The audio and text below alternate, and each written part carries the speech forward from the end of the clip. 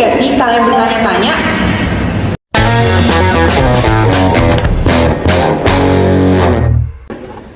Kenapa logam yang dipanaskan harus didinginkan dengan cara tertentu? Kenapa nggak langsung dicelupkan ke air saja? Kenapanya? Nah, ternyata pendinginan yang terlalu cepat dapat merusak material dan dapat mengubah karakteristik fisiknya.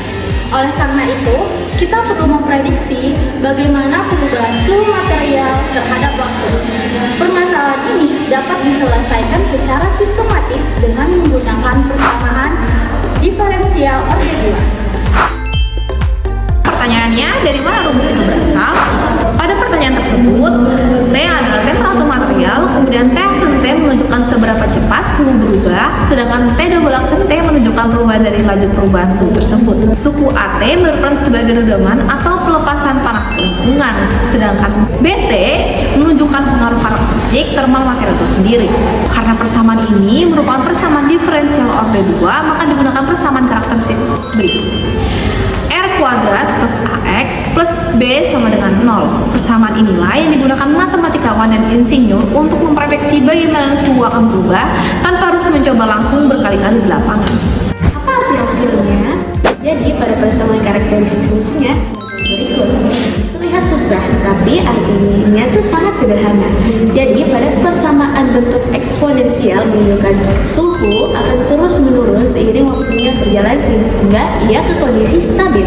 Jika digambarkan melalui grafik sebagai berikut, kurbanya akan terus menurun sehingga ke suhu lingkungan. Jadi, di dalam industri, redaman juga perlu diperhatikan. Sebagai rumusnya, delta sama dengan A sama 2 dikurang dengan 4B. Lalu, kalau misalnya nilai diskriminan lebih negatif, itu disebut apa? Disebut dengan open depth. Terus kalau misalnya 0, itu disebut dengan critical depth. Terus kenapa sih di dalam industri bahwasannya redaman itu sangat diperhatikan? Karena redaman sendiri itu dia memiliki kriteria yang berbeda-beda, dan juga ketika setiap redaman itu ada yang bergerak secara stabil dan juga ada yang bergerak secara stabil. Mungkin itu aja. Jadi, apakah konsep ini merupakan teori matematika saja?